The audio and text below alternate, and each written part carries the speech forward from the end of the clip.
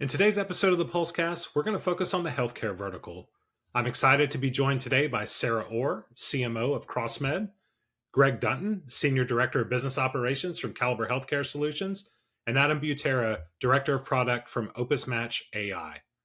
Let's jump in with introductions. Sara, why don't you tell us a little bit about yourself? I'm Sara Orr, the Chief Marketing Officer at CrossMed Healthcare Staffing, and I've been in the industry for well over a decade now. I've worked at a couple other agencies in the past, as well as on some larger projects throughout my career, like developing and launching traveler apps, marketplaces, and also along the way, I founded a marketing agency dedicated to providing tailored marketing strategies, kind of for a multitude of different staffing agencies, all prior to joining CrossMed last summer. So I'm pretty passionate about our discussion topics today, and I'm excited to be here. Awesome. And you're based in Omaha? Yes. All right. It's like the healthcare mecca It of the is. United States. I've learned that It over is the last saturated here. 14 months. I'm in Jacksonville, Florida. We have a weird conglomerate of staffing companies here as well, but I did not realize that Omaha, Nebraska was like We're the hub. the hub for healthcare staffing. Awesome. Well, good stuff. Well, we're glad to have you here today. Awesome. Greg, let's go to you next. Tell us a little bit about yourself and your background. Awesome. Thanks, Travis. My name is Greg Dunton. I'm the Senior Director of Business Operations at Caliber Healthcare Solutions. Been in healthcare staffing for about 8 years, all in locums, from sales and operations side for all of that. And then prior to that, have about 8 to 10 years in the CPG industry in operations and manufacturing. So like most people in the locums world didn't know anything about it until you stumble on in and find your way into it. And then once you're in, you're kind of hooked. So really have enjoyed my time here being on the sales and now really digging into the tech side of the business. And I don't think that's just locums. I think that's staffing in general, right? Yeah. So you don't go to college for it. You stumble into it, and then you're stuck and you can't leave, right? Exactly. Awesome. We're glad to have you here today. And last but not least, Adam, tell us a little bit about yourself and your background. Adam Butera. I'm the Director of Product here at Opus Match. Been in staffing like Sara for over a decade now. Started out originally as a recruiter because I stumbled into a staffing agency looking for a job, and they suckered me in, and I haven't been able to leave since. Went on to end up going on the vendor side, have worked for large companies like Monster to startups like Sense. Had even built out a tech stack from the ground up for a healthcare staffing company as well before finding Opus Match, who was originally one of my vendor partners, and then was lucky enough to come on board here and help them productize and build out, as we scale here. So excited to be here and obviously excited to talk technology. This is, my bread and butter and something that I really enjoyed doing, working between the intersection of user and technology for the last decade of my life. I'm excited for this panel, right? Because I think we have a good combination of, experience and, particular to healthcare, but, we've mentioned technology a couple of times, but let's talk about that, right? So technology the innovation is coming at us, it seems like light speed, right? So I always joke around and I tell people that prior to the pandemic, I'd say the staffing industry was easily 15 to 20 years behind in technology. And Sara will probably appreciate this, particularly in marketing, right? But I think we had to catch up at warp speed during the pandemic and learn how to leverage technology. But the innovation continues to just come at us quickly. So Adam, why don't you talk to us a little bit about kind of from your standpoint, what you see, particularly in the healthcare vertical from a technology standpoint? Yeah, it's a good point. It really was, fairly antiquated for a long time. And it's funny because some of the things that we've talked about over the years that had been available, there was a lot of apprehension or reticence to really move forward with. And now, as you said, the pandemic really sped everything up. And so we found more and more companies are looking towards digital transformation, looking to adopt technology and figure out how they can move in that direction. And then now we've got, AI moving even further with ChatGPT and everything else coming out that's really causing even further acceleration to all of this. So it's a really exciting time to be involved in it, and definitely in the healthcare space specifically for staffing. I think that's got the largest investment is what I'm seeing from a technology perspective.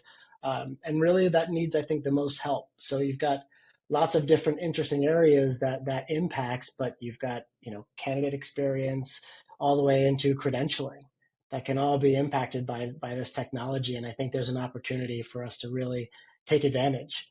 The great thing is because, maybe there was some apprehension for so long, some other industries have really kind of shown us all what's possible right? We look to things like an Amazon, for example, as a marketplace. And as a staffing company, you may not realize that if you have a job board on your website, you are already sort of a marketplace, right? And so we can look to those other industries that may be a little further ahead, um, much further in some cases, right, as to what our North Star is and where we could go to and what types of things to look for and look at what types of things are effective, right? So to some extent, we don't have to reinvent the wheel, which is great to do right now. But it's really cool that we can touch on all of these different aspects of engagement and marketplace and candidate experience and marketing, right? So operational shifts, but it's all really exciting. And I think the big thing with this is nothing to fear, right? For any of us, even at the recruiter level.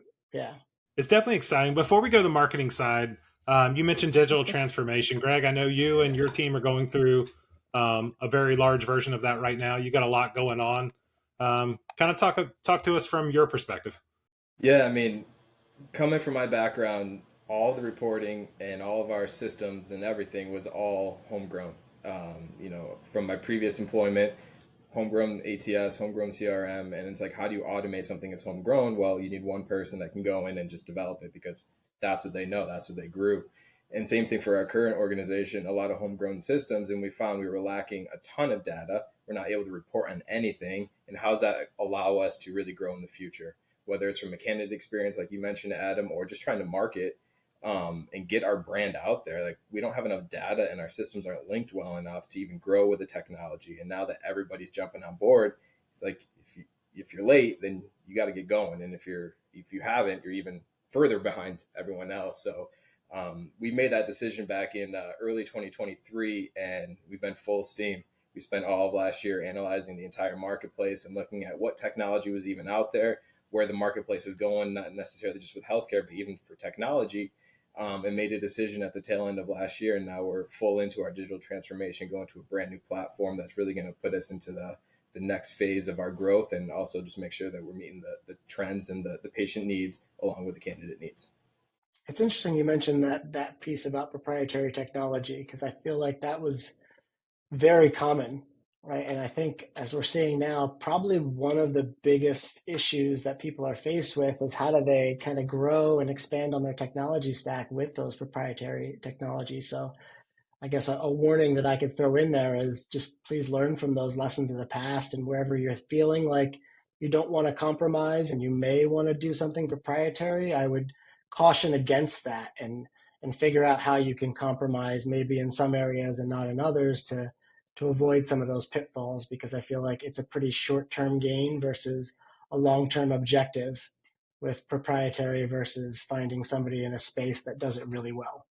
Because there's lots of great vendors out there for everything these days. Yeah, there's a ton. There's an absolute ton. I think that's what opened up our eyes. Is like, we were happy with what we had until you start looking to see what's out there, and you're like, oh wow, you can do that, or you can automate this in your process. It's like, it's mind blowing what the possibilities are, and that's what really pushed us to start working on this quickly. And I think once you find those, and that's like really reshaping that process, is that the point is improve efficiencies, reduce administrative burdens, and enhance that candidate experience. I mean, that's what you're really looking for when you're finding those people or those tech stacks. Yeah. Is there anything, Sarah, like from a technology standpoint, that's really, from the marketing lens, that's really has been a game changer over the last few years? Oh, absolutely. I feel like, I mean, the two main things that marketing focuses on is brand awareness and lead gen. And so AI is already making a big impact in the industry, just focusing on like screening and skills assessment, matching and selection, redeployment, lead distribution, things like that. But probably one of the biggest trends is that automation, the automating your lead gen and lead scoring and focusing on that customer retention. Adam, I think you've kind of touched on like chatbots, virtual assistants. So anything that's really helping engage with the candidates and help streamline communication is probably the biggest thing that we're focusing on. Yeah, it's definitely the efficiency standpoint. I tell people all the time, like, everybody's jumped on the AI train, but I feel like we were just scratching the surface with automation. And I think there's an element of AI that goes along with it. But I posted a thing today, and the folks over at ARIA by Leo Force put a report out for AI and staffing and recruiting. But I think it was only 25% of companies had automated more than 25% of their recruiting process. Right. And so you think about that, like from an opportunity standpoint, right? There's still, I think somebody, AB, it might have been you that said it, right? Like we're still talking about some of the same things that we were talking about 15, 20 years ago. The business hasn't changed drastically, but we're still trying to address the same issues, which is that's the eye-opening Yeah. part. Yeah, 100%. I mean, you're talking about it right now with chatbots versus, using true AI, right? What we had thought about as being AI for many years were really just these knowledge trees in the background, right? And to your point, most people didn't tackle that to set up those automations. And so I think really in order for the true AI to work effectively, you've got to have those other elements in place that it can work with. I mean, at the end of the day, all of this is just an enhancement to what we do. And so to just kind of throw some of these big end things at it, right? It's a little dangerous without having some other structure. AI isn't replacing your data. It's not going to do anything unless you have accurate data already in your system. It enhances the data that you already have. That's Yeah. a good transition to our next topic, which is data-driven decision making. Another interesting post I made yesterday, but I sat through the Bullhorn Grid Report webinar the other day, and there was a nice little piece there that says 50% of companies aren't confident in making decisions based on their data, right? 50%, so half. I had a buddy respond, said the other 50% figure it out when they actually try to do something with their data. But, let's talk about that, Greg. I know you guys have a ton of data. You're coming from homegrown systems. Talk about that piece of it from a foundational standpoint in the digital transformation process. I mean, yeah, I mean, there's certain reports that we want to report on today. We just don't have the ability to. So you look at how are we doing? How are we measuring ourselves against our competition? There's certain KPIs that we're just unable to report on right now. So how is that going to take us to the next level? So we're looking at different ways to, leverage the data that we do have today that we can bring in different reporting tools that are available and out on the market today that can impact us. But at the same time, we're looking at those different KPIs. What are the market trends? What are the new scarce resources going to be coming up in the future, so we can start to identify all of that and then focus in on our data that we currently have to enhance it and leveraging all the automation and AI we keep talking about, because we are lacking in certain pockets, but we're starting to realize that it's there through all this digging into the data we have. And it's allowing our marketing team to open up and go into different worlds we haven't been in before. It's allowing our recruiters and our sales team to talk to candidates and clients in many different ways, all because we're finally starting to put the pieces together. It's just, I wish we would have done that like 10 years ago, because who knows where we'd be today. But the mere fact that we're doing it today is just showing what the future and the possibilities hold. All this data-driven decision making is really helping your marketing team. I mean, it really has. So it allows us to be able to use the user behavior, what they're doing, where they're going, what they're engaging with, and then provide that personalized experience. It allows us to optimize our marketing channels. And then that in return kind of helps us like do predictive analytics a little bit. Something that I heavily focus on is when it comes to the data-driven decision making is I'm focusing on lead generation based off volume, conversion rates, goal calculations, to where when we're trying to hit our quarterly goals, I'm already 3 steps ahead based off our data, knowing, okay, well, if this is where we want to go, I need to bring in this many more leads just to convert that. And I feel like without all of this data, we wouldn't be able to drive with this kind of direction. 100%. That's where I was going to get to, is the data just becomes so important, right? But you alluded to this earlier too, Sarah, and you did as well, Greg, which is those key areas within your data, right? I know that can seem daunting too, is like, where do you start with cleaning up your data if it's been a mess in the past, right? And my advice would be kind of start with the key elements around, say a clinician, around their discipline and specialties, right? And then put operational processes in place that lock those in, right? And make sure that you're gathering that data in all cases, so that when Sarah's trying to make behavioral decisions, she can point it back to then, these other elements of demographic that are outside of anything where, some of these new laws that'll come about for making sure that we don't have bias, really won't be impacting. And so if you can do it around those key elements, right, I think you can find this nice little synergy of how you evaluate that data and then make smart marketing decisions about where to invest and who to invest with and where to advertise, right? But yeah, start small and keep it clean, and then put the stuff in place so it stays clean always, because that's going to be the key. Yeah, I was going to say, I think you mentioned cost, Sarah, and that's when we talk about data, there's so many data points that you can capture, but like the one we're talking about earlier, it's like stuff we've been talking about for 15 to 20 years. Like people have massive databases, right? Where's the first place they go to look for candidates? Job boards. And what do? They go pay between $300 to $3,000 to $4,000 per candidate to place who's sitting in their database, who they haven't nurtured, they haven't talked to.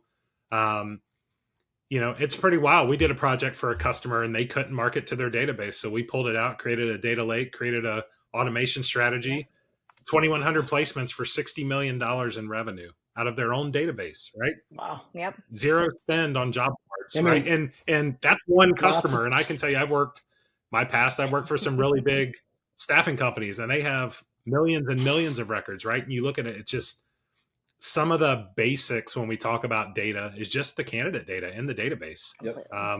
And with the advancement of AI and some of these automation tools, like there's tools out there that update it real time in the background where you're not even, you don't even know what's happening, but it's updating, it's using public information, getting updated contact information, which is fantastic. No, we're going through that same exact process right now where we're mapping out the entire candidate journey to make sure that we have all those touch points throughout and that the database is going to be clean so that the automation and everything in the future can help enhance every single time, but just make sure that our matching capability is at the best possible opportunity so we can get the right information to the right candidates. That's smart. That's actually what I was going to touch on. So I'm glad you guys are doing that, right? Was around this kind of how do you use the automation, to your point, Travis, right, in the background. So, you're kind of touching these places and use that in conjunction with an opportunity to clean up some of that data as those engagement points, right, or touch points, and then bring it all back to then have your recruiters step in and manage those relationships. Once you can pull people back in, right?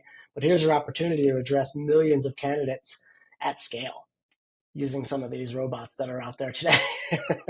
And we talked about AI and automation a little bit, but when we talk about like this candidate experience and updating that piece of it, Sarah, talk to me a little bit about, I guess, maybe how you leverage it.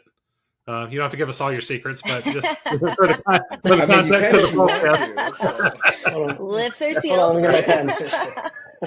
On, no, I'll talk on some like high notes there. Some really good ones like chatbots. Obviously, those can be deployed on websites, job portals, social platforms, and those are to engage with candidates, help streamline through the recruitment process, things like that. I kind of lean in again on the predictive forecasting for candidates. So being able to know when a candidate is ready for their next assignment based off their user behavior. Kind of leaning into a little bit of Opus right here, but like having a planned agenda for recruiters for the day, being able to help streamline what the recruiter's day looks like. I think that is incredibly impactful. And then just really leaning in heavily on automation. I know we've talked about it a lot, but it blows my mind on how many companies don't lean in on this, on how much money they are truly leaving on the table, that they're not automating that candidate pool and doing that based off of behaviors, triggers sent out for automated text, emails, just to increase those efficiencies, but also increase that speed to placement. And I know that is such an overused word, but it is so true. If you are not hitting that candidate within 15 minutes, you are losing them. I mean, it's just the truth of it, because they're applying to so many different other companies at the same time that you have to be that first one hitting them right back. And that's helping us out even too at nighttime, right? So now we're able to work around the clock with all these clinicians that are working overnights and weekends and everything where we're technically away from the desk, right? We have all this automation to hit them when they're working, when they're awake, so we can try to gauge their interest right away versus waiting for the next morning. I was going to say, candidate experience is huge. I know you're touching on it, but I think it's often something that's overlooked that we get back to the data with too, around having the right data points to track around this information. Because I do think this personalized candidate experience is going to be really important to differentiate, especially as we all try to focus on the relationship aspect and how we really work well with the technology we're putting into place. Yeah, and I think on the automation side, there's your basic set of automations, right? And that's what I see a lot of people will buy a tool, right? Bullhorn automation, Sense, whatever the tool is, right? The tool doesn't really matter. It's the utilization strategy and the content, the personalization that we're talking about, what makes it work, right? So I remember, I'm not going to date myself, it was a while back when we got automation the first time, and it was like, happy birthday, welcome to your first day. How's the first 2 weeks been? Your assignment ends in 30 days. And then that one started going out on their first day and we had to cut it off, right? Because I'm like, our data was messed up, right? So all of this stuff coming back to be a nightmare, like I literally had to cut the pilot off. I'm like, we're not doing this anymore. You're scaring the candidates when they start their first job, right? The two weeks in, they think their assignment's over. So, but let's talk about from a personalization standpoint. So using AI, learning about the candidates. How are we leveraging that? I mean, just from thinking about it, how we want to look at it into the future is just like referrals, right? And testimonials. Like, how can we grab a testimonial from a potential surgeon that we've worked with, have a great relationship with, and have that be part of our marketing and automation that goes out to new potential candidates? So now it just shows an added level. It gives them a good experience to say, like, wow, somebody else has already worked with them, had a terrific experience. Let me consider this job a little bit more than maybe, competitor A that's right next to us sending the same job. Yeah, I think understanding that experience. So for us, I mean, not trying to plug obviously Opus here, but for us tracking that user behavior and how that incorporates into like our matching tools and our matching algorithms is big for us. So understanding the behavior as it happens on your app, as it is on your website, or even the interactions that are happening at the user kind of direct interaction with the recruiter from inbound phone calls and SMS and emails, right? Understanding that and the cadence that's happening so that you can really start to target again those key areas around when should you be setting up the automation, what is working best, right?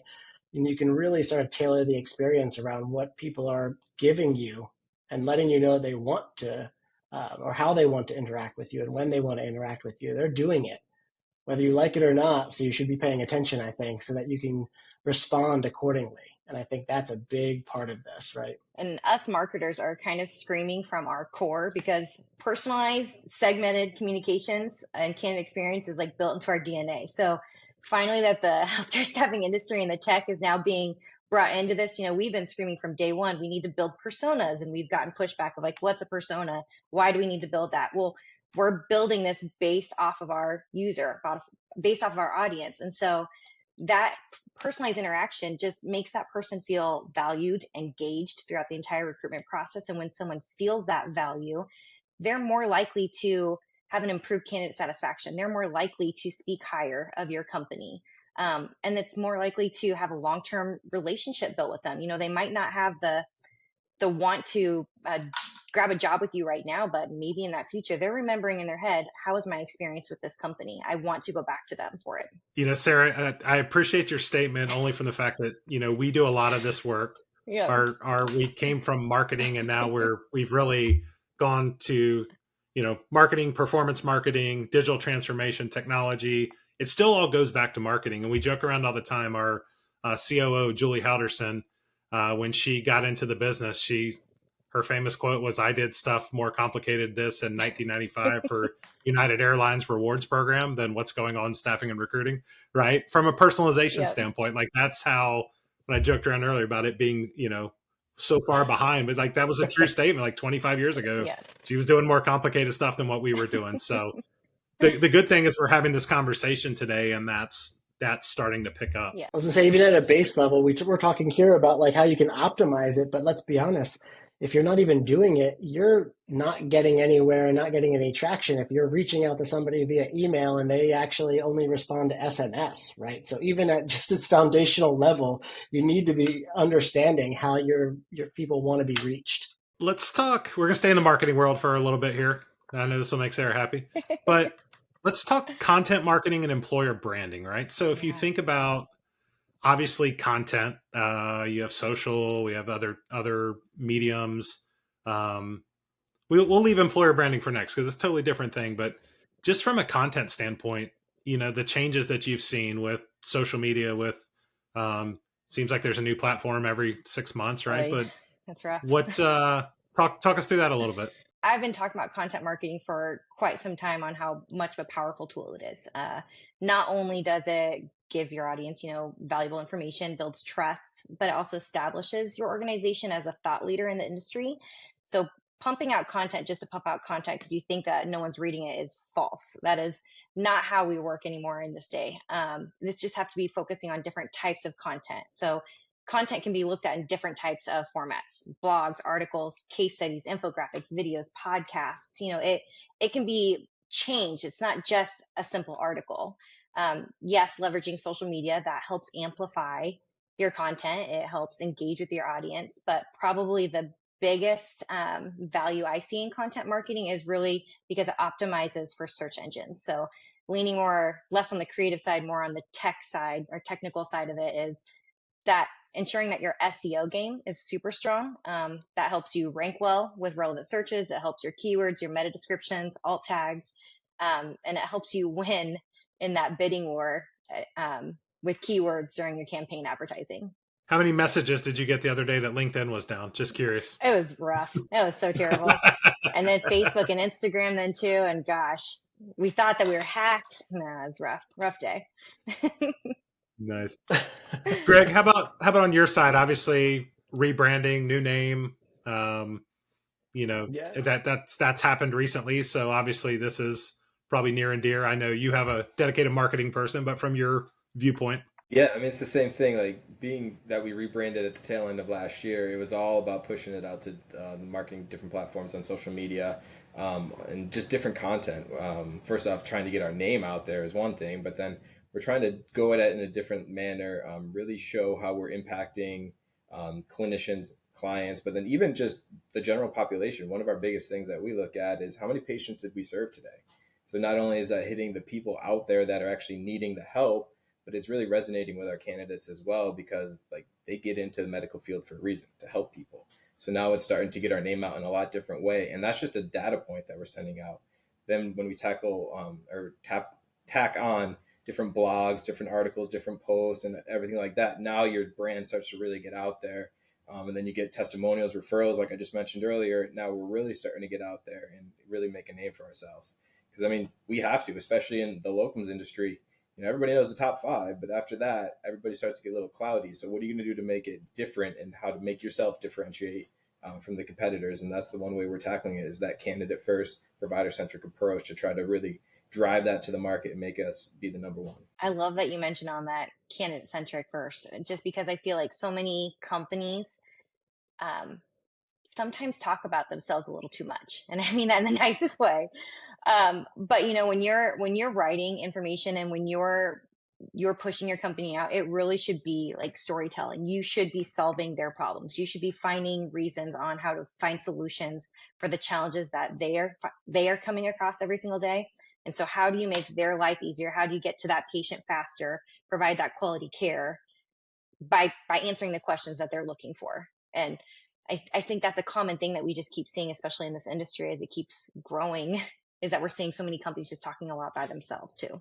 Yeah, and it's a lot of the same message, right? It's always been the same message, and I'm sorry to be the bearer of bad news, but most staffing companies have been saying the same things about their brands for a long time, right? And so that's where I was going to touch too, is in the value. You've got to be providing value, that they can use. Give them something, right? And do it in the right, understand your audience and the right platform, right? Your brand shouldn't necessarily be advertising on Instagram and expect a big return, but your recruiters should be. Hopefully your clinicians are on your behalf, right? Encourage that sort of behavior, right? And then from a brand perspective, again, go back to providing value, things that your clinicians can actually utilize, data points, to your point, right, that are helpful for them, things that, again, resources that they can use. All of those things will drive them to come to you if they've never been there. And if they have, will provide that kind of stickiness for your brand as well, to make them keep coming back if you make it easy for them to get to the resources and information they need to be better at what they do, right? Yeah, and I think the other thing we've seen too is there's been a big shift from the company branding to, Adam, kind of to your point, like to the recruiter and the salesperson branding, right? The personal LinkedIn pages, in my opinion, always get more likes and more exposure than a lot of the company ones, right? And I think for a long time, people were afraid, oh man, if Adam goes and builds up this big brand and it's not on the company page, like what are we going to do? But then just like technology, that's the way it is today. Like that's who you want out there, whether it's Sarah, it's Greg, whoever, that's, they're out promoting your brand and they've got a bigger following. And, when you put polls out there and you get 8 people to respond, it's like, okay, is that working? Or would you rather one of us throw something out there and it gets 1,200 impressions, right, in 6 hours, right? So looking at that and measuring it, I think is key. But I want to switch a little bit.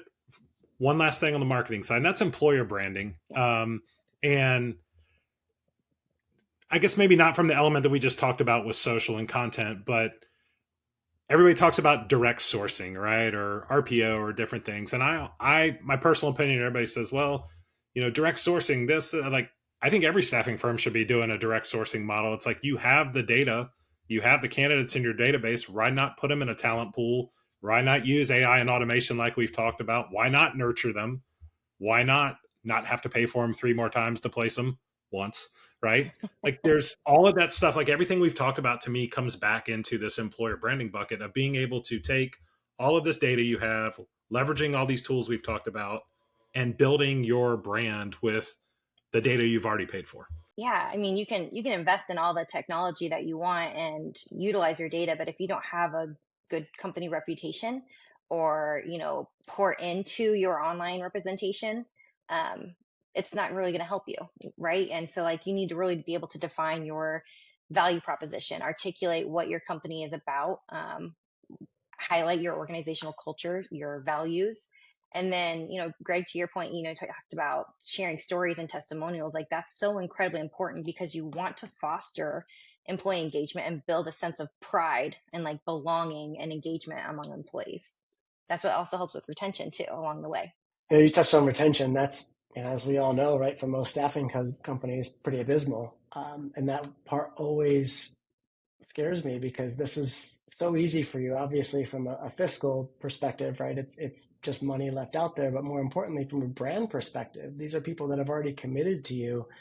They should be the ones that you're really focused on as well. Right? We get back to that data, is like, how do you just continue to foster that, people that are passive, moving them into active. And once they're active, make sure they stay there, keep those touch points going, keep providing value throughout, right? To keep them engaged and involved with your brand, right? That type of behavior will lead to really organic crowdsourced marketing that will happen in all the key spaces we're talking about, right? In all the social media platforms. It will not be things you'll have to request. It will happen organically, because you've done a great job. And sadly, the bar is set pretty low out there right now, that if you focus on it and pay attention, I think it's an easy one to change. If you're focusing on that, like you said, if you have a strong brand, you actually save on advertising too. You have candidates and top talent that you don't even have to really pay for to come, like, to get in front of them, because your brand is already speaking volumes to them, and they just want to, like, they're eager to come work for you because of that strong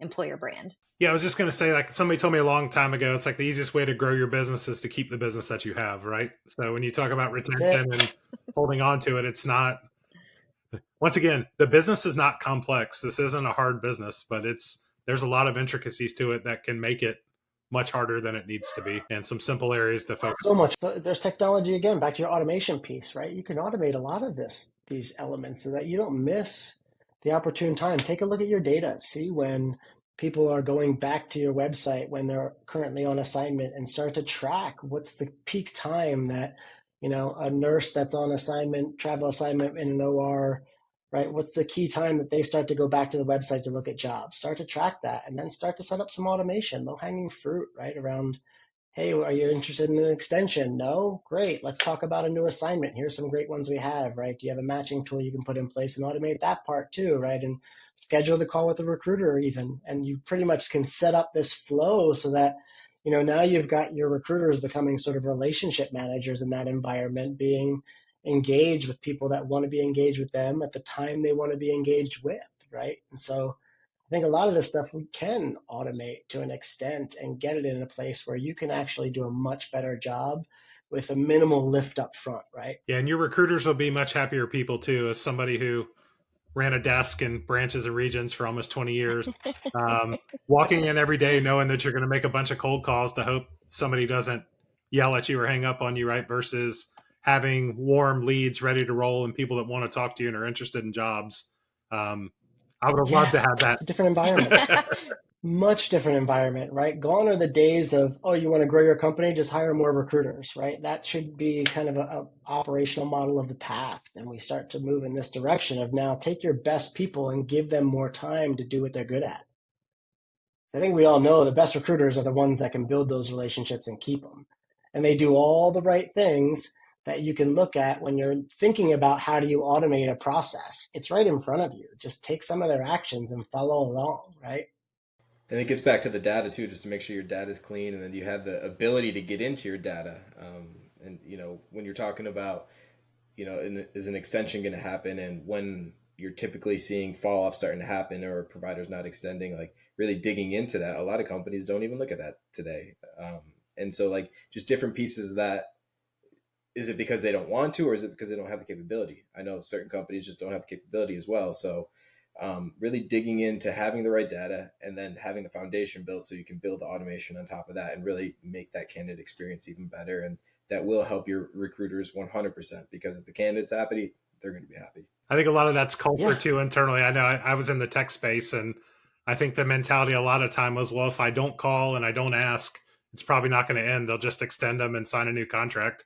And I think it was more a fear of making the call that it was actually going to end than just ignoring it and hoping and praying that it was going to extend. Yeah. Right. So there was a lack of data there, but that was part of the mentality at one point. So It still kind of is, right? You see this too generationally, I think, more and more, right? I think younger versus older, different environment, right? Scared to pick up the phone, make a phone call, right? And we know that that's incredibly valuable to get on the phone and actually hear a voice, right? So some of the automation can help with that, to your point, right? So they don't have to be as scared. And now they takes away an element of the fear if you know the person on the other end wants to be on the phone with you or wants to respond to you, right? And so you're right, some of that fear does go away. all right, so final topic. We've cruised along here today, but let's talk about success and KPI metrics. So, Ah, once again, obviously KPIs are important for business. Traditionally, in the staffing world, they were kind of looked at as a deterrent to a lot of employees at certain firms. They were just kind of used as a I don't know, almost like a thumb on the back of the neck tool, right? Like of, hey, you got to make 6,000 calls today, right? Like, you know, I I've lived those, but the question becomes from the other side, like from the tech side, from the marketing side. When we look at KPIs and success, I guess what are there any key ones that you would say that you really look at on a daily or weekly basis, quarterly, whatever that may be, that you say like, hey, these are the key ones for me, and this is what I really focus on? From the marketing side, I mean, we're aligning our metrics with the customer journey. So we're looking at the awareness, the consideration, the conversion, and the retention stages. Um, some examples of that, like social media engagement and website traffic. So those are more relevant to the awareness stage, while metrics such as conversion rates and customer lifetime value, those are more relevant to your conversion and retention stages. But some of the key metrics that, we focus on are like your website traffic, your lead gen, your customer acquisitions. Social media is kind of more on the vanity metrics, but it does help with brand awareness, and that's more of a long game for you.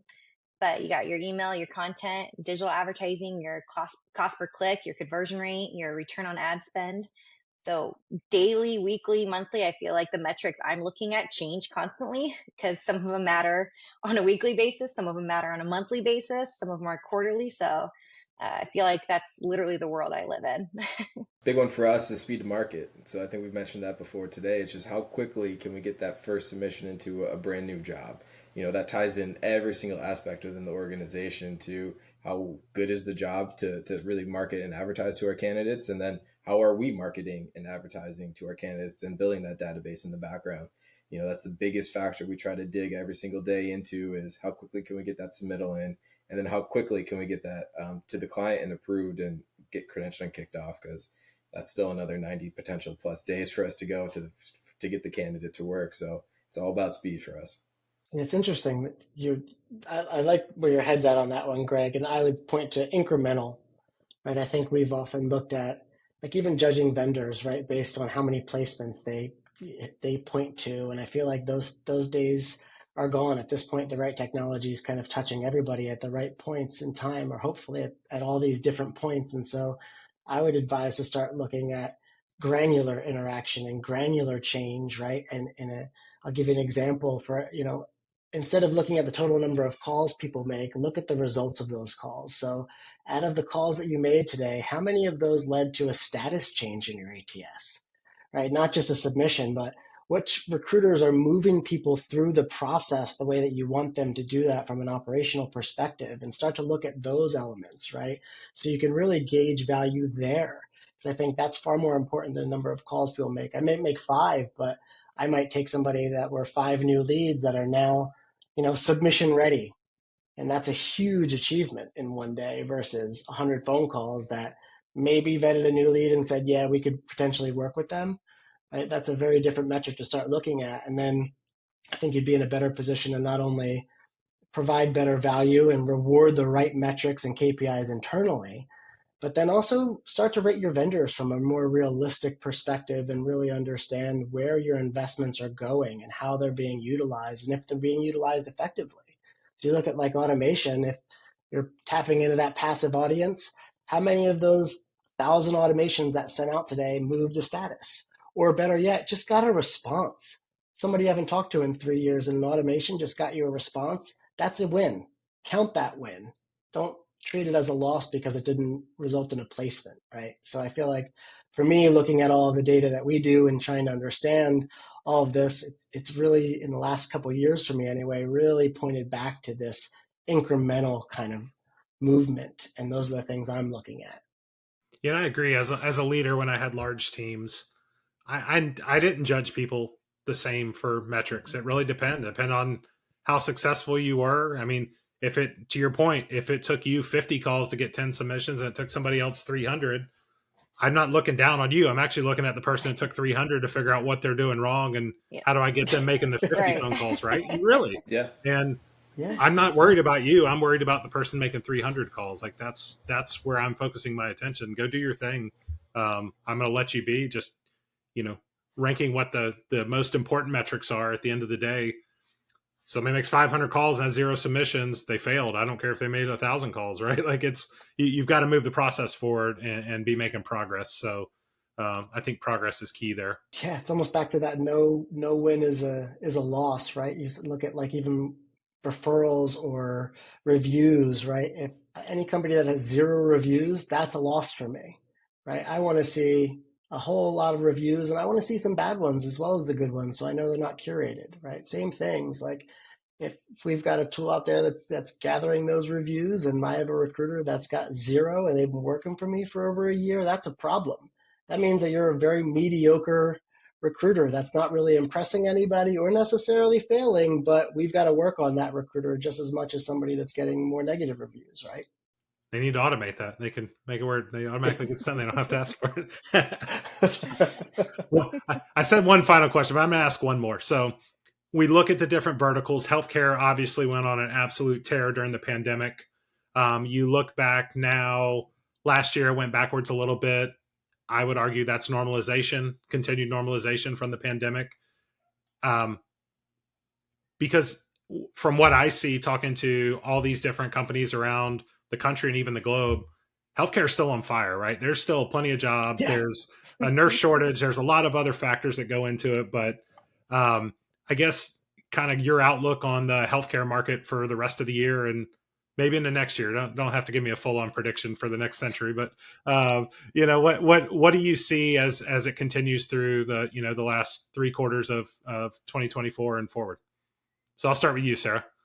Yeah, I mean, SA launched or released some data that nurses, about 45% of them are looking to even get out of nursing. So I think that there's a couple different ways that we could look at this. We have a rough road ahead of us, or, we're looking at there's some potential opportunities for more staffing to be involved there.